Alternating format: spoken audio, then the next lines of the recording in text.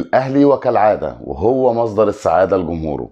رسميا الأهلي وريال مدريد في دور قبل نهائي كأس العالم للأندية.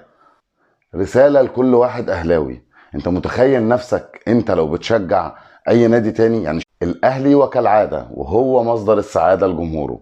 رسميا الأهلي وريال مدريد في دور قبل نهائي كأس العالم للأندية. رسالة لكل واحد أهلاوي، انت متخيل نفسك انت لو بتشجع اي نادي تاني؟ يعني شيل نفسك من تشجيع الاهلي وحط نفسك بتشجع اي نادي تاني.